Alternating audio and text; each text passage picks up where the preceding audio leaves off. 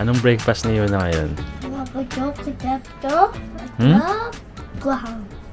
Tamago, ketchup, Gohang. gohang. Huwag mong ganyan yung bakuan mo, baka mahulog ka. Yan. Yan ang pagkain niyo na ngayon. Pinagsamang kanin, itlog, saka ketchup. 私は卵とケチャップだけ美味しいんだもん。そうですか？うん。一番大好き？一番大好きなのは卵と、あとはケチャップと、あとは、なんだっけさっき夜ご飯の食べた。納豆？そう。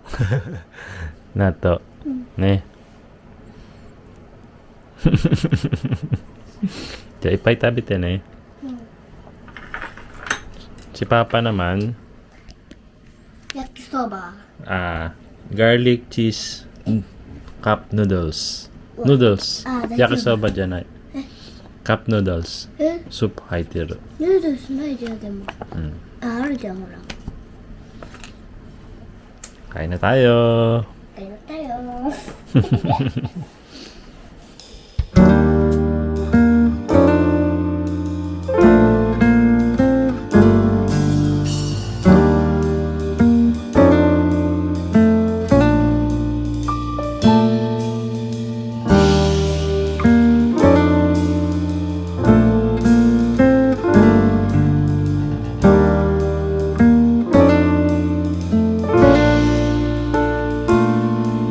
Kasi Sunday ngayon, walang pasok sa trabaho.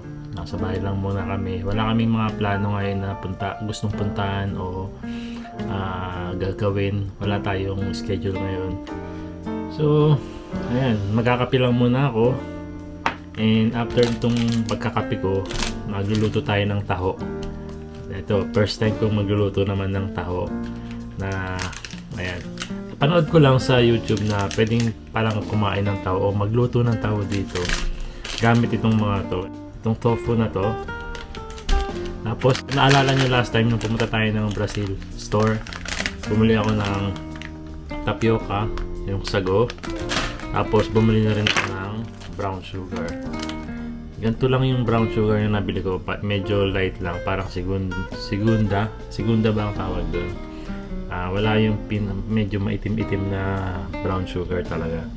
Pero siguro pwede na rin to kasi matamis na rin naman to eh. Yun nga lang, hindi lang siya masyadong magda-dark. So ayan, kape lang ako tapos luto na tayo ng taho. Ayan, si Mama Aya saka si Kuya Eiji, hinaya ko muna rin matulog kasi wala namang pasok ngayon para makapagpahinga rin sila. Total wala rin naman kaming lakad ngayon.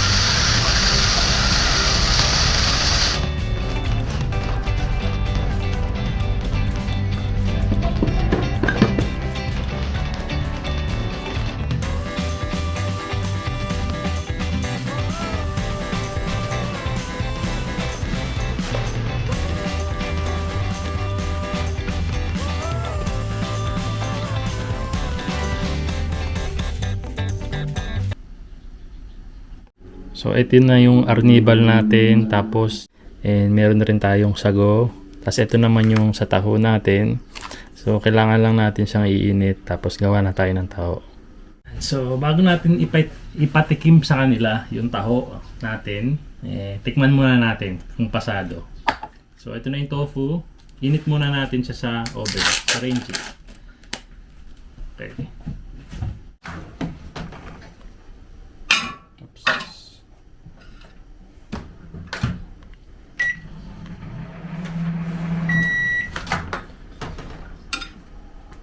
Pwede na siguro to. Gawa na tayo ng taho. Ang gagawin lang natin, halo-haloin lang natin yung soybean, yung tofu, yung sago saka yung arnibal. Unahin natin yung tofu.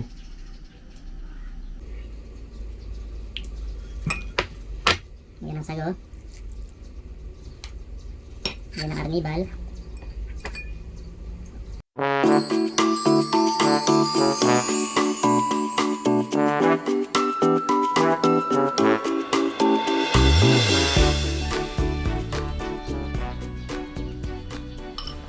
Okay, meron na tayong taho.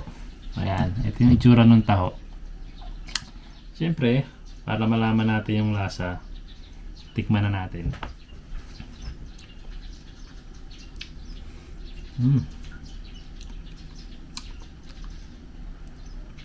Para sa akin, perfect. At tingin ko, magugustuhan nila to.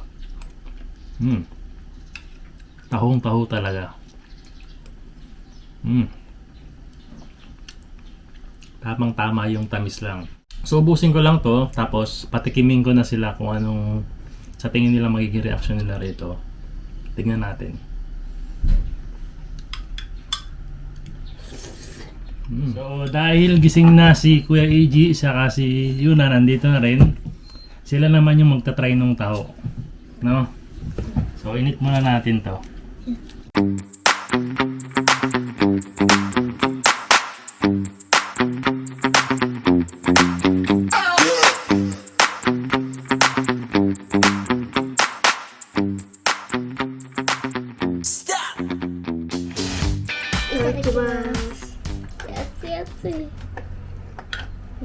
Beta-beta してる。 Pasado kaya sa もう終 kanila? わっちゃったら。ベタベタしちゃった。と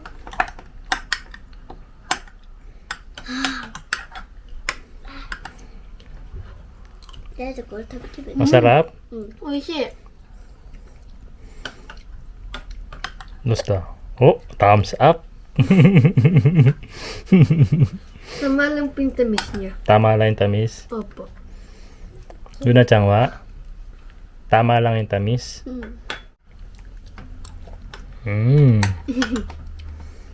Yun no, pasado kay Kuya Iji and kay Yuna. Sarap? あー、食べたい。これ。ほら見て。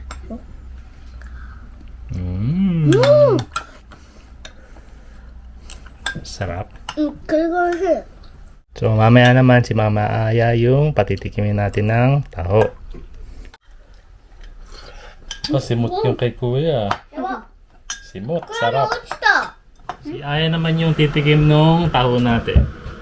Si Aya nakatikim na dati ng taho eh, no?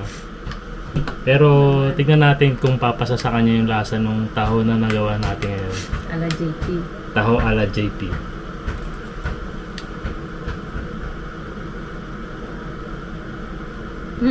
Lasang taho. Lasang taho talaga. Legit. Legit, no? Tamang-tama lang yung lasa So, nung so, saka yung tamis. Hindi. Sinacha ko, tabi ta. Taho. Oishi. うん。 Oishi. でも残した。 Nukosta. Dari tabi tayo no kosta, no? Lagi ka namang may nukosta eh. Kuya tabi tayo. 残したのは、はい。やった。 Ito yung taho na makakain mo. Hindi mo na kailangan sumigaw ng taho. Kasi homemade. Oo. Nandito na. Ikaw na yung iniintay. Kainin mo na lang. Hindi ka na mag-aantay ng sigaw ng tao. No? の落ちちゃったから。 Nan desu ka? トライクやら落ちちゃったから。 Ayo. At naalala ko nun eh, di ba? Pagka sa umaga, nagtitinda ng taho yung mga vendor, nakaganon sa balikat nila. Tapos sisigaw ka, taho, tapos may dala kang baso. Ako dala ko, pitchil. Para mas marami yung beses. Isipin mo, mahirap palang magtinda ng tao, no? Sumisigaw ka na. Ang bigat pa ng bit-bit mo, no?